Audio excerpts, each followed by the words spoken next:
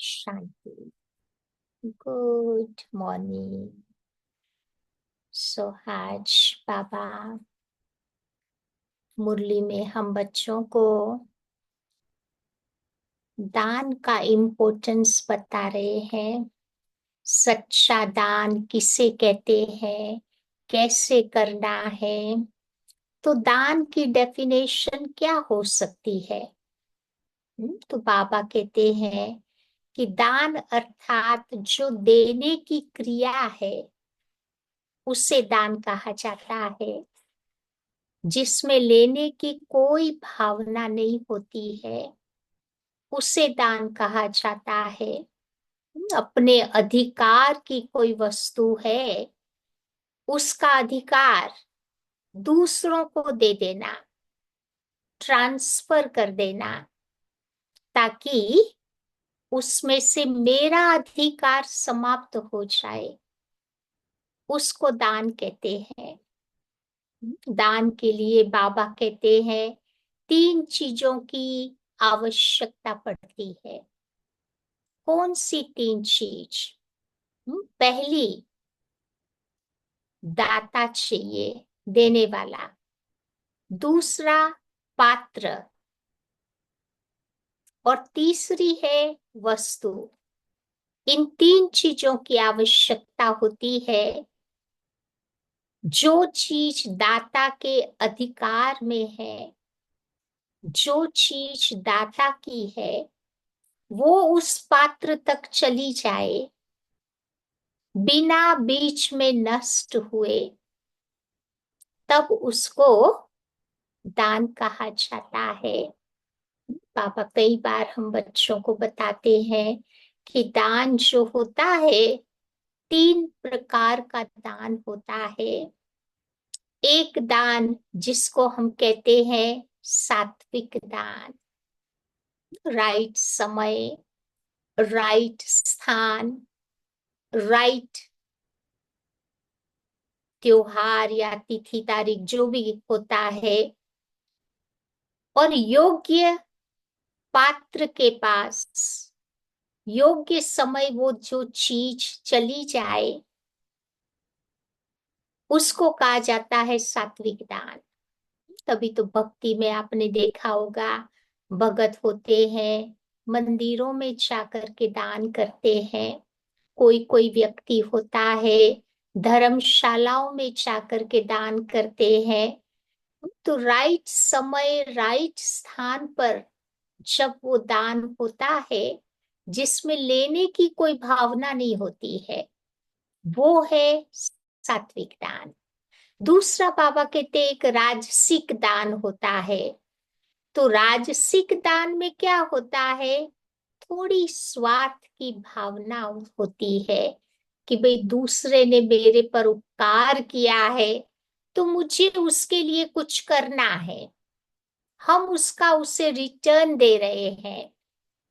कभी कभी उसमें ईर्ष्या की भावना भी आ जाती है, द्वेष की भावना भी होती है, कभी कभी किसी को अपमानित करने की भावना भी होती है।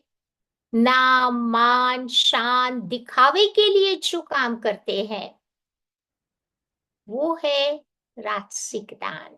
याद करो पहले के जमाने में, नहीं वो कहते राइट हाथ जो देता है, लेफ्ट हाथ को पता नहीं चलता। परंतु आजकल तो कितना प्रचार करके लोग अपना नाम तख्तियों पे लिखवा के फिर दान करते हैं। तो वो दान पापा कहते राजसिक दान हो गया। और तीसरा होता है तामसिक दान। तामसिक दान क्या होता है? जिसमें हिंसा समाई हुई है, किसी को पीड़ा दे करके फिर हम दान करते हैं, जिसमें दूसरों का शोषण समाया हुआ है। किसी को धोखा दे करके मैंने दान किया, किसी को कहां न कहां फंसा करके फिर जो दान किया जाता है, उसको तामसिक दान कहते हैं।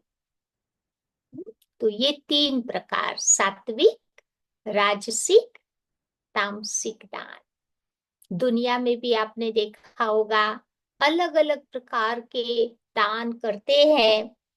जैसे कई बार कहते कन्या दान किया, यानी कन्या को एक घर से दूसरे घर में शादी के समय माँ बाप दे देते हैं, तो उसको कन्यादान कहते हैं।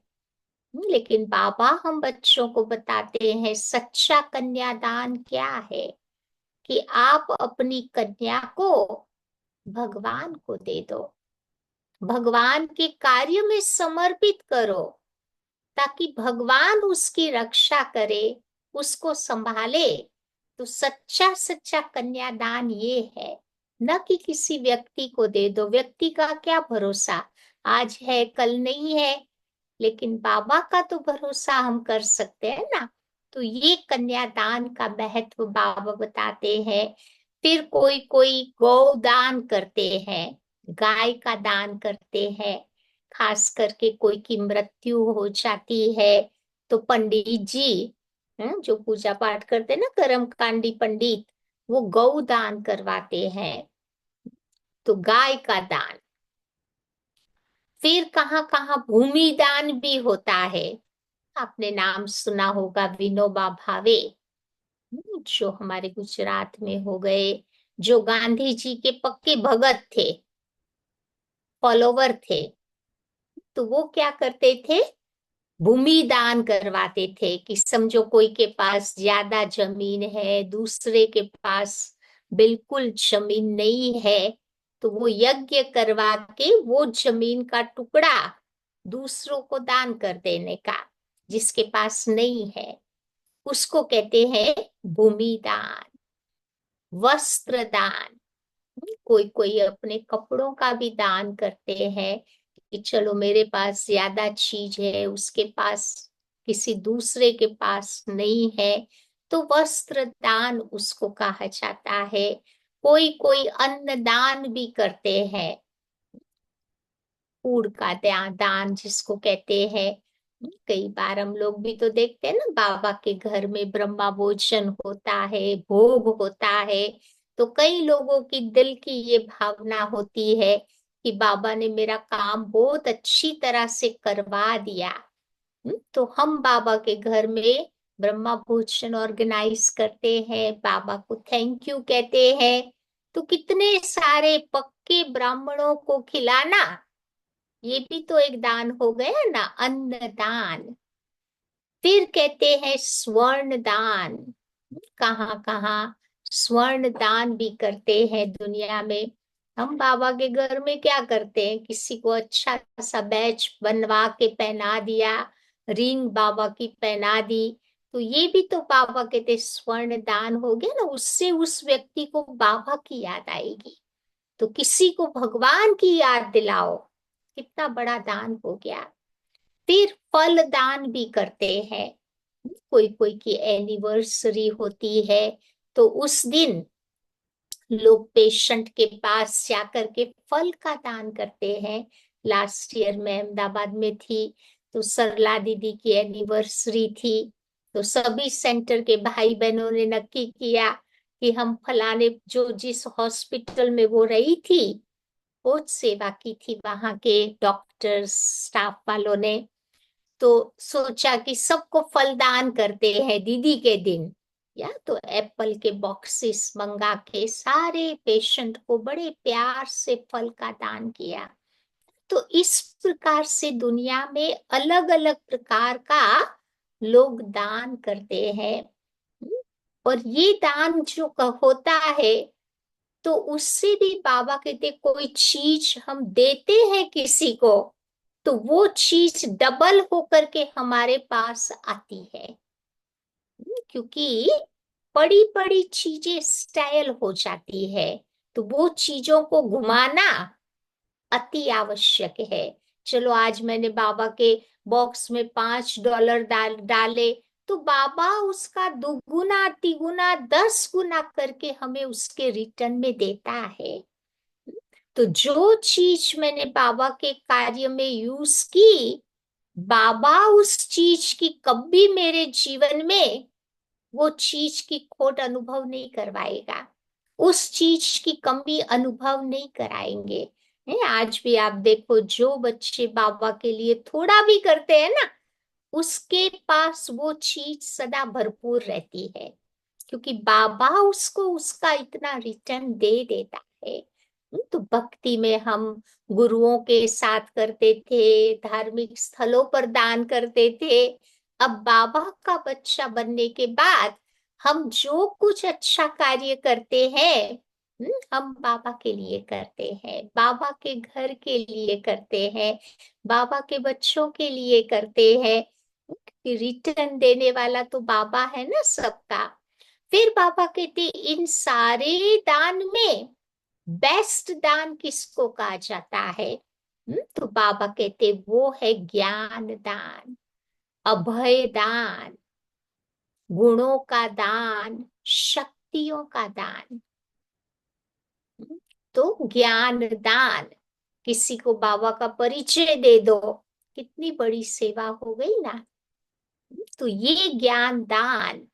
फिर बाबा कहते अभय दान, कोई व्यक्ति भय से भयभीत है, कोई व्यक्ति दुखी है, आप उसके पास जाकर के उसको अभय बता दो, उसमें उमंग उत्साह भर दो, उनमें आंतरिक शक्तियों शक्तियों की उसको उसके अंदर वो जागृति कर दो, तो इससे वो व्यक्ति अभय बन जाएगा। तो ये अभय दान है।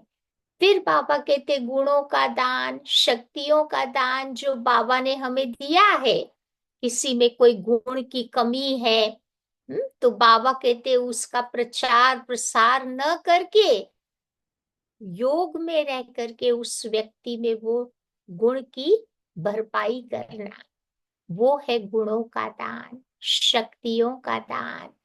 कभी बाबा कहते हैं शांति का दान देना है, खुशी का दान देना है। आज देश दुनिया को सबसे बड़ी चीज चाहिए, वो है शांति। शांति नहीं मिल रही है, खुशी नहीं है उनके जीवन में। अपने अनुभवों का दान करो। तो ये सारे दान जो बाबा अभी हम बच्चों को सिखा रहे हैं, जो बेस्ट दान है। तो आइए सुनते हैं आज की मुरली में, बाबा दान के बारे में बहुत सारी बातें कर रहे हैं। तो आज की मुरली है 11 अप्रैल। तो बाबा कहते मीठे बच्चे, अब ये नाटक पूरा होता है, तुम्हें वापस घर जाना है। इसीलिए इस दुनिया से ममत्व मिटा दो, घर को और नए राज्य को याद करो। आज का प्रश्न है, दान का महत्व कब होता है? उसका रिटर्न किन बच्चों को प्राप्त होता है? दो बातें बाबा पूछ रहे हैं। दान का महत्व कब होता और किन बच्चों को रिटर्न मिलता? तो दान का महत्व तब है जब दान की हुई चीज में आपका ममत्व न हो। देने के बाद फिर बैठ के याद करते रहे कि भाई ये गलत कर दिया, ऐसा नहीं करना चाहिए था, या तो वो ममत्व होगा तो उसकी बाबा कहते इम्पोर्टेंस कम हो जाएगी। अगर दान किया फिर याद आया तो उसका फल रिटर्न में प्राप्त नहीं होगा। बार बार याद करते रहे, 10 जनों को सुनाते रहे कि इतना हमने दान किया है, फिर उसका प्रचार करते रहे, तो फिर बाबा कहते उसका जो रिटर्न मुझे बाबा से मिलना चाहिए वो नहीं मिलेगा। क्योंकि गुप्त दान का महत्व है। हम जाने, हमारा बाबा जाने। 10 जनों को बता के कोई चीज करते हैं तो उसमें फिर बाबा कहते रिटर्न नहीं मिलता। दान होता ही है दूसरे जन्म के लिए। इसीलिए बाबा कहते इस जन्म में तुम्हारे पास जो कुछ है उससे ममत्व मिटा दो, ट्रस्टी होकर के संभालो कि भाई मेरा कुछ भी नहीं है, जो मेरे पास जो चीजें है वो भगवान की है। तो ट्रस्टी बन करके फिर संभाल पाएंगे। यहाँ तुम जो ईश्वरीय सेवा में लगाते हो, हॉस्पिटल व कॉलेज खोलते हो, उससे अनेकों का कल्याण होता है। उसके रिटर्न में 21 जन्मों के लिए तुम बच्चों को मिल जाता है। पापा के यहाँ जो भी ईश्वरी सेवा में जो भी एक ईंट लगाते हैं या थोड़ा भी करते हैं, तो पापा कहते उसकी असर कई आत्माओं पर होती है। और हमें भी बाबा 21 जन्मों के लिए उसका रिटर्न दे देता है। ओम शांति। तो बच्चों को अपना घर और अपनी राजधानी याद है। यहाँ जब बैठते हो तो बाहर के घर गाट धंधे दोरी आदि के ख्यालात तुम्हें नहीं आने चाहिए। बस अपना घर ही याद आना है। इस पुरानी दुनिया से नई दुनिया में रिटर्न है। ये पुरानी दुनिया तो खत्म हो जानी है, सब स्वाहा हो जाएगा इस आग में। जो कुछ इन आंखों से तुम देखते हो, ये तुम्हारे मित्र संबंधी सब खत्म हो जाएंगे। अटैचमेंट होगा तो फिर बड़ा मुश्किल हो जाएगा ना उनको भूलना, फिर बाबा कहाँ याद आएगा। इसीलिए बाबा कहते सबसे अभी धीरे धीरे करते हुए हमें न्यारा बन जाना है। तो ये ज्ञान बाबा ही रूहों को समझाते हैं कि बच्चों, अब तुम्हें वापस अपने घर चलना है। नाटक पूरा होता है। ये है ही 5000 वर्ष का चक्र। दुनिया तो है ही, परंतु उनको चक्कर लगाने में 5000 वर्ष लगते हैं। जो भी आत्माएं हैं सब वापस चली जाएंगी। ये पुरानी दुनिया फिर खत्म हो जाएगी। तो बाबा तुम बच्चों को हर एक बातें बहुत अच्छी तरह से समझाते हैं। कोई कोई बहुत मनहूस होते हैं, मुफ्त में अपनी जायदाद गवा बैठते हैं। मनहूस माना कंजूस होते हैं ना, कई कई चमड़ी जावे पर दमड़ी नहीं जावे, ऐसे कहावत है ना। तो बाबा कहते ऐसा कंजूस नहीं बनना है, दिल बड़ी रखनी है। उदार दिल वालों के पास भगवान देता है छप्पर फाड़ करके। भक्ति मार्ग में भी तुम कितना दान पुण्य करते थे। कई देखो जो बाबा के घरों में बाबा के बच्चे आते हैं ना, कई बच्चों का नियम होता है कभी खाली हाथ नहीं आते हैं, कुछ न कुछ बाबा के लिए वो लेकर के आते हैं। तो बाबा उन बच्चों को उतना रिटर्न फिर बैठ करके दे देता है। तो जो जो चीज लाएगा बाबा उस चीज से उस व्यक्ति को भरपूर करता है। अब देखो कोई भक्ति मार्ग में धर्मशाला बनाता है, कोई हॉस्पिटल बनाता, तो बुद्धि में समझते हैं ना कि इनका फल हमें दूसरे जन्म में मिलेगा। बिगर कोई आश अनासक्त होकर के कोई करे, ऐसा नहीं होता। भक्ति में कोई ना कोई इच्छाएं जरूर उनके अंदर में रहती है। अब बहुत कहते हैं कि फल की चाहना हम नहीं रखते हैं, परंतु नहीं, फल उसका अवश्य प्राप्त होता ही है। ये कर्मों का एक सनातन नियम बना है कि जो कर्म मैंने किया, अच्छा किया, डेफिनेटली मुझे उसका अच्छा फल मिलना ही है। गलत किया तो उसका फल भी मिल जाता है, कोई न कोई रूप में। खुशी चली जाएगी, उमंग उत्साह नहीं रहता है, बाबा का बन करके बाबा से योग नहीं लगे तो ये सारा बाबा कहते हैं गलत कर्मों की सजा के रूप में मिल जाता। अब समझो कोई के पास पैसा है, उनसे धर्माऊ दे दिया, तो बुद्धि में याद रहेगा ना कि हमको दूसरे जन्म में मिलेगा। पैसा है, एक अच्छे कार्य में लगाया, तो भक्ति में भी तो रहता है ना कि भाई दूसरे जन्म में उसका फल मिलेगा। अगर ममत्व गया कि ये मेरी चीज है, ऐसा समझा, तो फिर वहां नहीं मिलेगा। दान होता ही है दूसरे जन्म के लिए, जबकि दूसरे जन्म में मिलता है, तो फिर इस जन्म में ममत्व क्यों रखते हैं? इसीलिए बाबा कहते हैं ट्रस्टी बन करके उनको संभालो, तो तुम्हारा ममत्व निकल जाएगा। कोई अच्छे शाहूकार के घर में जन्म लेता है, तो कहेंगे ना कि ये अच्छे कर्म करके आया है। दुनिया में भी लोग कहते हैं, कईयों का जन्म बहुत अच्छे घरों में होता है, जहाँ उनको अच्छे संस्कार मिलते हैं, रॉयल संस्कार। तो कहते हैं ये आत्मा बहुत अच्छी कर्म करके आई है। कोई राजा रानी के पास जन्म लेते, क्योंकि इस आत्मा ने बहुत दान पुण्य किया, तभी तो राजा रानी के पास जन्म लेते।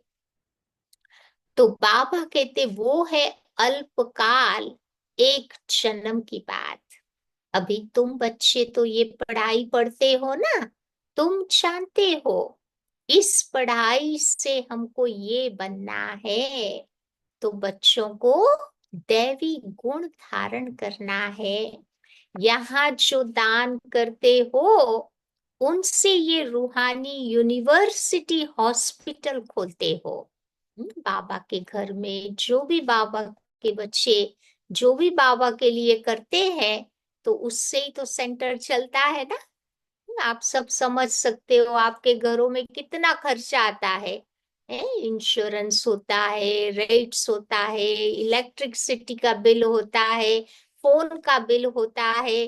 तो बाबा के घर में भी वो सब चीजें करनी पड़ती है ना। तो वही कंट्रीब्यूशन से ही तो बाबा का घर चलता है। तो बाबा कहते हैं दान किया, तो फिर उनसे ममत्व मिटा देना चाहिए। कईयों को ये आदत होती है, 10 जनों को बताएंगे कि भाई मैंने इतना किया इतना किया, तो उससे बाबा कहते वातावरण बन जाता है, और उसका जो फल मिलना चाहिए वो नहीं मिलता है। तो जो भी काम करे, हमें गुप्त दान करना है। मैं जानू, मेरा बाबा जाने, और कोई नहीं जाने। तो बाबा कहते हैं दान किया, फिर ममत्व मिटा देना चाहिए, क्योंकि तुम जानते हो हम भविष्य 21 जन्म के लिए बाबा से लेते हैं ना। ये बाबा मकान आदि बनाते हैं, ये सब टेम्पररी है, नहीं तो इतने सब बच्चे कहाँ रहेंगे। मधुबन में भी आप देखो बनती जाती है ना बिल्डिंग, क्योंकि बाबा के बच्चे भी तो बढ़ते जाते हैं ना। तो बाबा कहते देते हैं सब शिव बाबा को, तो धनी है शिव बाबा, वो इनके द्वारा ये सब कुछ कराते हैं। शिव बाबा तो राज्य नहीं करता, बाबा तो खुद है दाता। बाबा को अपने लिए कुछ नहीं चाहिए, बाबा तो देते ही रहते हैं। उनका ममत्व किस में होगा? अभी बाबा तुम बच्चों को श्रीमत देते हैं कि बच्चे मौत तो बिल्कुल सामने खड़ा है, आगे तुम किसको देते थे, तो मौत की बात नहीं थी। अब बाबा आया है ये पुरानी दुनिया को खत्म करने के लिए। तो बाबा कहते हैं कि बच्चे मैं आया हूं इस पतित दुनिया को खत्म करने के लिए। इस रुद्र यज्ञ में ये सारी पुरानी दुनिया स्वाहा होनी है। जो कुछ अपना भविष्य बनाएंगे, तो तुमको उसका रिटर्न मिलेगा नई दुनिया में। नहीं तो यहाँ पर तो सारा ही खत्म हो जाएगा, कोई न कोई खा जाएगा। हमने इकट्ठा किया होगा, हमारे पास टाइम नहीं होगा वो खाने का, और कोई खा जाएगा। आजकल मनुष्य देखो किसी को उधार देते हैं ना, विनाश होगा तो सब खत्म हो जाएगा, वो उधार लेने वाला ही नहीं बचा तो कौन किसको देगा। तो हमारी चीज किसी और ने खाई। तो बाबा कहते हैं आज समझो कोई बहुत अच्छा है और कल दिवाला निकाल देते हैं, कोई को कुछ पैसा मिलने का है नहीं, कोई को दिया वो मर गया, फिर कौन बैठ करके रिटर्न करेगा। दुनिया में होता है ना ये सब सिचुएशंस आती है। तो बाबा कहते हैं कि तुम्हें क्या करना चाहिए, भारत के 21 जन्मों के कल्याण के लिए और फिर अपने 21 जन्मों के कल्याण के लिए बच्चों को लगा देना चाहिए ना, क्योंकि तुम जो करते हो अपने लिए करते हो। मैं अपना भाग्य बनाती हूँ, कोई के लिए हम नहीं कर रहे हैं। तुम जानते हो श्रीमत पर हम ऊंच पद पाते हैं, जिससे 21 जन्म सुख शांति मिलेगी। इनको कहा ही जाता है अविनाशी बाबा की रूहानी हॉस्पिटल और यूनिवर्सिटी, जिससे हेल्थ, वेल्थ और हैप्पीनेस सब कुछ मिलता है। कोई को हेल्थ है, वेल्थ नहीं, तो फिर उनकी हैप्पीनेस नहीं रहेगी। हेल्थ है, वेल्थ नहीं है तो भी खुश नहीं रह सकते, वेल्थ है, हेल्थ नहीं है तो भी खुश नहीं रह सकते। तो दोनों है तो हैप्पी रह सकते हैं, हेल्थ भी है, वेल्थ भी है, तो बाबा कहते हैं खुश रह सकते हैं। बाबा तुमको 21 जन्मों के लिए देते हैं, वो 21 जन्मों के लिए तुम बच्चों को जमा तो यहाँ करना है। तो बच्चों का काम है युक्ति रचना।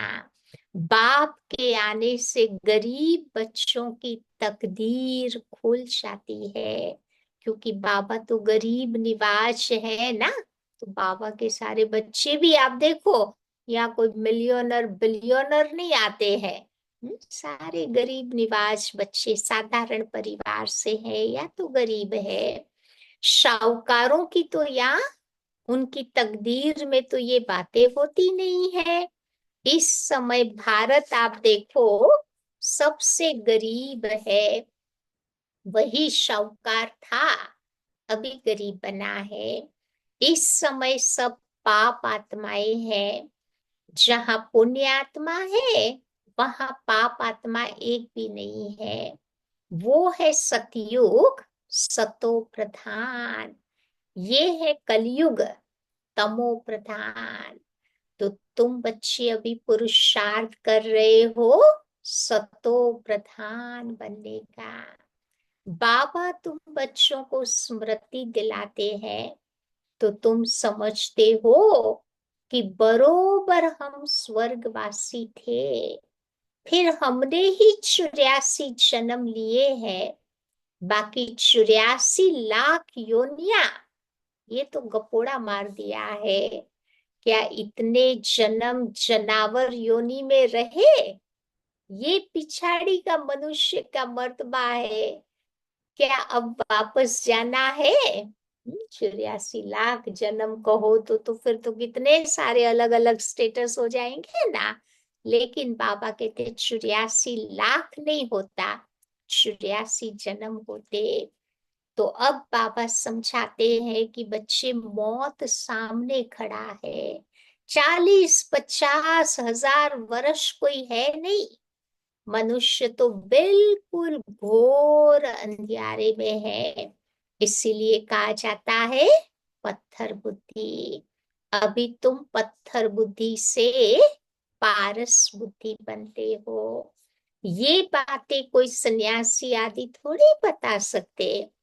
अब तुमको बाबा स्मृति दिलाते हैं कौन सी स्मृति दिलाते हैं कि अब तुम्हें वापस घर जाना है, तो जितना हो सके अपना बैगेज ट्रांसफर कर दो कि बाबा ये सब लो, हम सतयुग में 21 जन्म के लिए पालेंगे।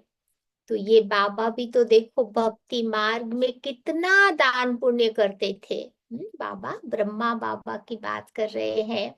ब्रह्मा बाबा ने भी बहुत भक्ति मार्ग में दान पुण्य किया, अपने बच्चों को से भी करवाया। वो कौन, दादी निर्मल शांता अपना अनुभव सुनाती थी कि भक्ति में जब बाबा थे तो किसी गुरु के आश्रम में गए, तो गुरु के आश्रम में बाबा ने कुछ दान पुण्य किया।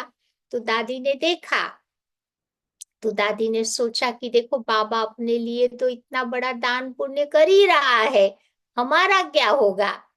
तो उसने अपने हाथ में सोने का वो बैंगल पहना था, तो दादी ने एक उतार दिया अपने हाथ का और वो साधु सन्यासी को दे दिया कि ये मेरा अपना भाग्य बनाने के लिए मैं ये तुमको दे रही हूँ, उसको अच्छे कार्य में लगा देना।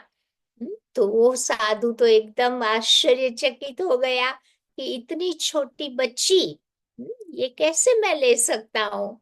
तो फिर बाबा ने कहा कि नहीं, इस बच्ची ने बड़े प्यार से आपको दिया है, आपको रखना पड़ेगा ना। तो ये जो संस्कार पेरेंट्स में होते हैं तो बच्चों में अपने आप आ जाते हैं, देखते देखते कई बच्चे सीख जाते हैं ना। तो कई बार चलो पेरेंट्स अपना भाग्य तो बना ही लेते हैं, लेकिन हमें कोशिश करके उनका भी भाग्य बनवाना है। ताकि जो ये बच्चे हमारे घर में आए हैं उनका भी कुछ भाग्य बन जावे, उनका जन्म भी ये जन्म और भविष्य जन्म सुधर जावे। तो कोई ना कोई कार्य के लिए उनको निमित्त बनाना होगा ना। कभी बर्थडे होती है तो बाबा के घर में भेजो, कभी दिवाली फेस्टिवल्स होते हैं तो बाबा के घर में आए। तो जैसे आते रहेंगे तो अपने आप उनके अंदर वो देने की भावना बढ़ती रहेगी। तो देखो ये बाबा भी तो बहुत दान पुण्य करते थे, बहुत शौक था। व्यापारी लोग 2 पैसा धर्माऊ जरूर निकालते हैं। कईयों का नियम होता है ना, दादी प्रकाश मणि हमेशा कहती थी कि जो भी अपनी सैलरी है उसको डिवाइड कर देना चाहिए, या जो सैलरी है उसमें 10% अपने लिए रखो, 10% कोई अचानक सिचुएशन आई उसके लिए रखो, आधी उसकी सैलरी में से आधा अपने घर चलाने के लिए रखो, और उसमें से 10% बाबा के लिए भी निकालना चाहिए।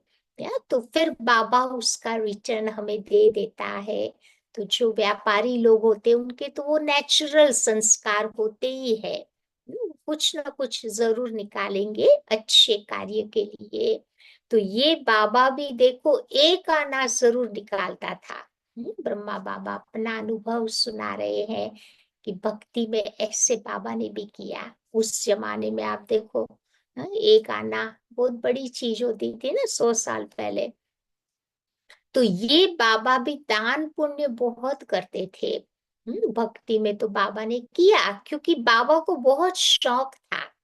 ये देने की भी अंदर में भावना चाहिए, शौक चाहिए, इंटरेस्ट चाहिए। तो व्यापारी लोग भी 2 पैसा धर्माऊ जरूर निकालते हैं। कोई भी आए तो दरवाजे से खाली नहीं जावे। अभी भगवान सन्मुख आए हैं ये तो किसी को पता ही नहीं। मनुष्य दान पुण्य करते करते मर जाएंगे, फिर कहाँ मिलेगा। तो बाबा कहते हैं कि पवित्र बनना है, बाबा से प्रीत रखनी है। बाबा ने समझाया है यादव और कौरवों की है विनाश काले विपरीत बुद्धि, पांडवों की है विनाश काले प्रीत बुद्धि। यूरोप वासी सब यादव है जो मिसाल शादी निकालते रहते हैं। शास्त्रों में तो देखो क्या क्या बातें बैठ के लिख दी है। ढेर शास्त्र बने हुए हैं ड्रामा प्लेन अनुसार। इसमें प्रेरणा आदि की तो बात ही नहीं है। प्रेरणा माना विचार, इंस्पिरेशंस माना विचार। बाकी ऐसे थोड़ी बाप प्रेरणा से पढ़ाते हैं। बाबा समझाते हैं कि ये भी एक व्यापारी था। ब्रह्मा बाबा भी डायमंड ज्वेल मर्चेंट था ना, उनका भी बहुत अच्छा नाम था, सभी इज्जत देते थे। लेकिन जब से बाबा ने इनमें प्रवेश किया, इसने गाली खाना शुरू कर दिया। समाज में बाबा का कितना रेस्पेक्ट था, लेकिन जब से ब्रह्मा बाबा के तन में शुभ बाबा आया, तो सारे समाज वाले विरोधी बन गए। परिवार वाले तो खैर ज्यादा करके तो सब सहयोगी बने, लेकिन बाबा को बहुत कुछ सहना तो पड़ा। शिव बाबा को तो वो लोग जानते नहीं, न उनको गाली दे सकते हैं, गाली तो ये खाते हैं। तो श्री कृष्ण ने भी कहा ना कि मैं नहीं माखन खायो, यानी ये कहते हैं कि काम तो सारा बाबा का है, मैं कुछ नहीं करता। क्योंकि सबको दिखाई देते थे ब्रह्मा बाबा, शिव बाबा तो दिखाई नहीं देता था, और काम कराने वाला शिव बाबा था। तो बाबा भी कहते बच्ची मैं कुछ नहीं करता हूँ, जादूगर वो है, मैं थोड़े ही हूँ। मुफ्त में इनको गाली दे देते हैं। हमने कोई को भगाया क्या? किसी को भी नहीं कहा कि तुम भाग करके आओ। शुरू शुरू में ना घरों में बहुत वो लोग विघन डालते थे, बंधन बहुत होते थे। तो कई माताएं बहनें ना शुरू शुरू में तो आई बाबा के पास, बाबा ने शरण दी, तो ये सब आप ही भाग करके आए। फिर मुफ्त में दोष इसके पर डाल दिया, तो इसने भी कितनी गालियां खाई। क्या क्या बातें शास्त्रों में बैठ लिख दी है। बाबा समझाते हैं कि बच्ची ये सब कुछ फिर भी होगा, ये ज्ञान की बातें हैं, कोई मनुष्य ये थोड़ी क्या कर सकता। सो भी ब्रिटिश गवर्नमेंट के राज्य में कोई के पास इतनी कन्याएं माताएं बैठ जावे, कोई कुछ भी कर न सके। ब्रिटिश गवर्नमेंट का राज्य था ना, भारत पाकिस्तान एक था उस समय, फिर बाद में पार्टीशन हुआ। तो बाबा कहते मैं कोई मना थोड़ी करता हूँ, परंतु किसकी हिम्मत नहीं होती थी, क्योंकि बाबा की वो ताकत थी। तो बाबा कहते नथिंग न्यू, फिर भी गाली खानी पड़ेगी। देही अभिमानी बनने से स्वतः ही स्मृति रहती है कि हम आत्मा है, ये शरीर एक बाजा है बजाने के लिए, हारमोनियम है बॉडी। तो ये भी तो स्मृति रहती है, और दैवी गुण भी आते जाते। तुम बच्चे किसी को दुख नहीं दे सकते। भारत में ही इन लक्ष्मी नारायण का राज्य था ना, 5,000 वर्ष की बात है। अगर कोई लाखों वर्ष कह देते तो ये घोर अंधियारा हो गया। ड्रामा अनुसार जब समय पूरा हुआ, तब बाबा फिर से आए हुए हैं। बाबा कहते ये वही महाभारत लड़ाई है, जितना अपना कल्याण कर सको उतना अच्छा है, नहीं तो फिर तुम खाली हाथ जाएंगे। सारी दुनिया हाथ खाली जानी है, सिर्फ तुम बच्चे ही भरतू हाथ धनवान होकर के चाहते हो। तो इसमें समझने की बड़ी विशाल बुद्धि चाहिए। कितने धर्म के मनुष्य है, हर एक की एक्ट अपनी अपनी चलती है, एक की एक्ट न मिले दूसरे से। सबके फीचर्स आप देखो अपने अपने हैं। कितने सारे फीचर्स है, कितनी सारी आत्माएं है ना, बिलियन सोल्स आर देयर। सबके चेहरे बाबा कहते अलग अलग होते हैं। बाबा कहते हैं इतना सारा ज्ञान सबकी बुद्धि में रह नहीं सकता, सारा दिन ऐसे ज्ञान करना है। एक घड़ी, आधी घड़ी, ये याद करो, फिर उसको बढ़ाते जाओ। 8 घंटा बल स्थूल सर्विस करो, 8 घंटा आराम भी करो, और फिर इस रूहानी गवर्नमेंट की सर्विस में भी तुम बच्चे अपना टाइम दो, तो तुम अपनी ही सर्विस करते हो। ये है मुख्य बात। तो याद की यात्रा में रहो, बाकी ज्ञान से उच्च पद पाना है। याद का भी अपना पूरा पूरा चार्ट रखो। ज्ञान तो बड़ा सहज है, जैसे बाप की बुद्धि में है कि मैं मनुष्य सृष्टि का बीज रूप हूँ, इनके आदि मध्य अंत को जानता हूँ। हम भी बाबा के बच्चे हैं। बाबा ने ये समझाया है कि कैसे ये चक्र फिरता है। उस कमाई के लिए भी तुम 8-10 घंटा तो देते हो ना, लौकिक जॉब में भी टाइम देते हैं ना। अच्छा ग्राहक मिल जाता तो रात को कभी उबासी नहीं आती है। बाबा के टाइम में वो स्टीमर आते थे ना, तो रात रात को वो सारा बिजनेस चलता था। अब उबासी दी तो समझा जाता है ये थका हुआ है। उबासियां किसको आती है? जो थका हुआ होता। तो बुद्धि कहाँ बाहर में भटकती होगी तो उबासी आएगी। तो सेंटर्स पर भी तुम बच्चों को बड़ा खबरदार रहना है। जो बच्चे दूसरों का चिंतन नहीं करते हैं, अपनी पढ़ाई में मस्त रहते हैं, उन बच्चों की उन्नति सदा होती रहती है। क्योंकि ब्राह्मणों में एक संस्कार होते हैं ना, दूसरों में बहुत इंटरेस्ट लेते हैं। नहीं तो लेकिन बाबा कहते हैं हमें अपनी पढ़ाई में मस्त रहना है। तुम दूसरों का चिंतन करके अपना पद क्यों भ्रष्ट करना चाहते हो? बाबा तुम बच्चों को यही बताते कि बच्चे, hear no evil, see no evil, talk no evil. कोई अच्छा नहीं बोलता है तो एक कान से सुन, दूसरे कान से निकाल दो। अपनी पढ़ाई तुम बच्चों को कभी नहीं छोड़नी चाहिए। ऐसे बोध है जो जाके रूठ पड़ते हैं, फिर आना ही बंद कर देते हैं, फिर आ भी जाते हैं। अब नहीं आएंगे तो कहाँ जाएंगे? एक ही तो दुकान है। कहते ना, सुबह का भूला शाम को घर आता।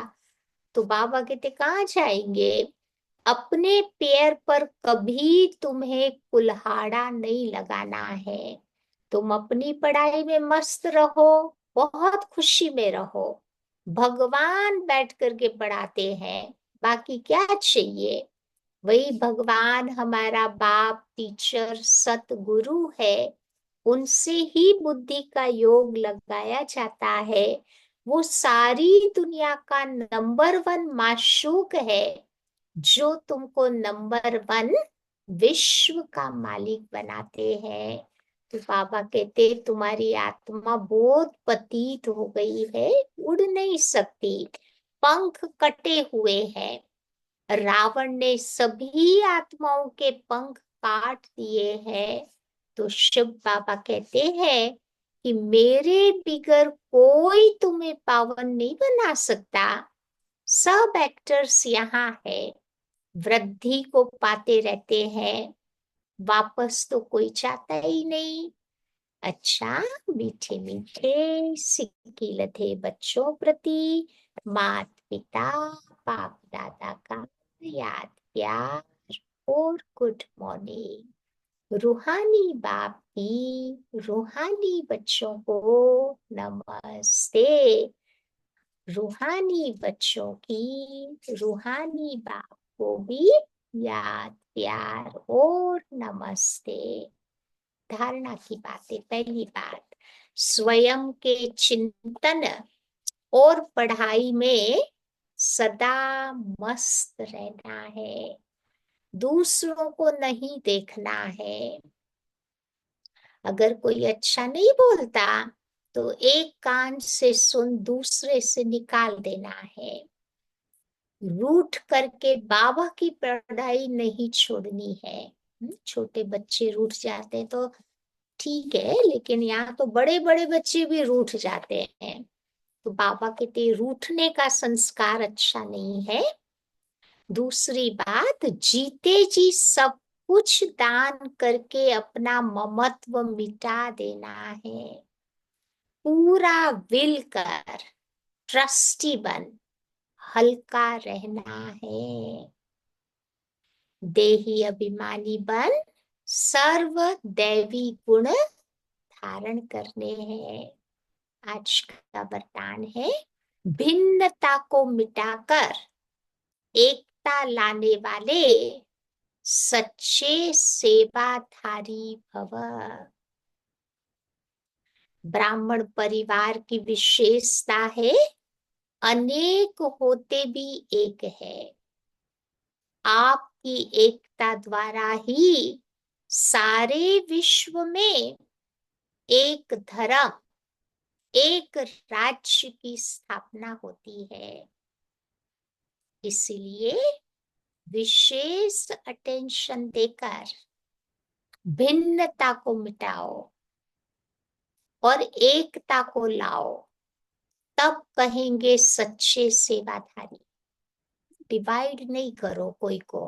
बाबा कहते सबको मिला करके रखो, एक बना करके रखो। सेवाधारी स्वयं प्रति नहीं, सेवा के लिए होते हैं। स्वयं का सब कुछ सेवा के प्रति वो स्वाहा करते हैं। जैसे साकार बाप ने भी सेवा में हड्डियां स्वाहा की ना, ऐसे आपकी हर कर्मेंद्रिय द्वारा सेवा होती रहे। तो आज बाबा सच्चा सेवाधारी किसको कहते हैं, उसकी डेफिनेशन बताते हैं। हर कर्मेंद्रिय द्वारा सेवा होती रहे। मुख्य तो 5 है ना, अपनी आंखें भी सेवा करे, कान भी सेवा करे, मुख भी सेवा करे, शरीर भी सेवा करे। स्लोगन, परमात्म प्यार में खो जाओ तो दुखों की दुनिया भूल जाएगी। आज की अव्यक्ति पॉइंट है, सदा स्मृति में रखो। कौन सी बात स्मृति में रखेंगे कि हम कंबाइंड थे, कंबाइंड है और कंबाइंड रहेंगे। कोई की ताकत नहीं जो अनेक बार के कंबाइंड स्वरूप को अलग कर सके। हम और बाबा दोनों कंबाइंड है, दुनिया की कोई ताकत अलग नहीं कर सकती। तो प्यार की निशानी है कंबाइंड रहना। तो ये आत्मा और परमात्मा का साथ है। परमात्मा तो कहाँ भी साथ निभाता है और हरेक से कंबाइंड रूप से प्रीत की रीत निभाने वाला है। अगर कंबाइंड होंगे तो बाबा के साथ हाथ का आत्मा अनुभव करती रहेगी। समझा? तो आज बाबा ने दान की महिमा सुनाई। तो सच्चा दान किसको कहते हैं? सात्विक दान, जो दिल से किया जाता है, जो गुप्त दान है। तो ऐसे गुप्त दान से हमारा 21 जन्मों का भाग्य बन जाता है। तो सोचना, इसके ऊपर थोड़ा और गहराई से विचार करना।